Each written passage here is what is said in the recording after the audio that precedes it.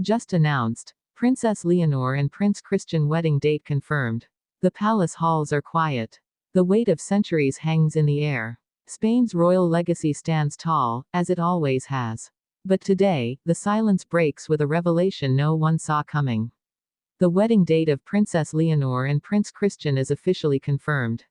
A moment of love. A moment of destiny. But also, a moment that will change Europe's royal map forever. Why does this single announcement send shockwaves far beyond Madrid and Copenhagen? Because this is not just another royal wedding. It is the binding of two nations, two families, two thrones, woven together by love and duty. Some call it the beginning of a new golden era. Others whisper about the storms it may unleash. For Leonor, the young heir raised under the stern gaze of duty, this step represents both freedom and burden. From her earliest years, she has been Spain's symbol of continuity, the living promise that the monarchy would endure. Yet, she has also carried the heavy expectation of sacrifice of privacy, of personal dreams, and of love. Now, she stands at a crossroads where her private heart and her public crown collide. And Prince Christian, the Danish prince raised in a court both modern and traditional. Known for his charm, his humility, and his awareness of the responsibility that comes with his name. When their paths crossed, the world barely noticed. Two heirs meeting on official duties. Two lives intertwined quietly in the background. But behind closed doors, a connection began to form. One that has now blossomed into a love powerful enough to unite two monarchies. The announcement of their wedding date did not just land in Spain. It traveled across Europe, into the UK, and into the United States. The reactions have been immediate, raw, and divided. Royal watchers celebrate the grandeur of the upcoming ceremony, already calling it the most lavish wedding of the decade. Supporters see it as a symbol of stability, proof that the monarchy still has power to enchant hearts and strengthen alliances. Yet, critics are less forgiving. Voices question whether such a grand spectacle is appropriate in uncertain times. Why should billions be spent when so many families struggle? Others raise concerns about Leonor's youth, her readiness to bear the weight of both marriage and a crown. And some whisper of the danger of blending two royal bloodlines so directly, fearing political ripples that may shift the balance of power in Europe's ancient monarchies. But what truly lies behind the pomp and pageantry? A love story that has unfolded carefully, almost secretly, between two heirs who know what it means to be trapped between personal desire and public duty. When Leonor said yes, she wasn't just saying yes to Christian. She was saying yes to a lifetime of scrutiny, a life where every gesture, every smile, every silence would be dissected by the world.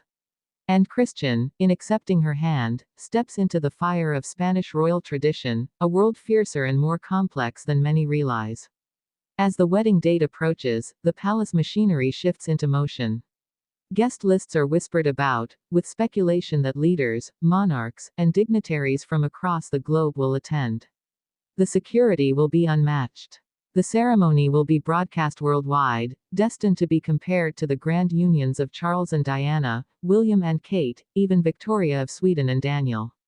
Yet, what will truly set it apart is the sheer symbolism, the heir of Spain marrying the heir of Denmark, in a union that could one day link two thrones. Behind the glitter, though, lies tension. Reports from within the palace hint at debates. Some in Spain question if Christian will play too dominant a role, if Leonor's independence as a future queen may be overshadowed. Others in Denmark wonder whether their prince is ready to adapt to the Spanish crown's ancient traditions. Even within their families, voices differ, some celebrating the joy of young love, others worried about the fragility of combining such immense responsibility with the turbulence of youth. Yet, history reminds us that royal unions are rarely just about two people. They are about nations, continuity, and power. When Isabella of Castile married Ferdinand of Aragon, it wasn't just love, it was the unification of Spain. When Victoria married Albert, it was the birth of a dynasty that reshaped Europe. Leonor and Christian now step into that same current of destiny, one that could define not just their lives but the course of European royalty for generations. Imagine the day itself. The golden light of Madrid falling on a palace adorned in white. Trumpets sounding as the carriages arrive. The world watching as Leonor, radiant yet solemn, walks towards her destiny. Christian, waiting with the calm poise of a prince but the trembling heart of a man in love. Their vows will echo far beyond the chapel walls. They will resonate in homes across Spain, Denmark, Britain, America, everywhere where monarchy still captures imagination. But beneath the beauty lies the lingering question: will this marriage truly unite, or will it expose the cracks in Europe's royal houses? Can Leonor balance being both a wife and a queen? Will Christian adapt to Spain's throne or resist the demands that come with it? And perhaps the deepest question of all: can love truly survive the relentless weight of a crown? Every royal wedding has been a spectacle. But not every royal wedding has carried such layered meaning. For Leonor and Christian, this is not simply a union of hearts. It is a test. A test of endurance, of loyalty, of love under the harshest spotlight. And as the date now stands confirmed, the countdown begins, not just to a wedding, but to the beginning of a new chapter in Spain's royal destiny. Stay with us as we follow every step, every reaction, every detail of this extraordinary journey. The eyes of the world are fixed on Leonor and Christian. The date is set. The stage is ready. History waits.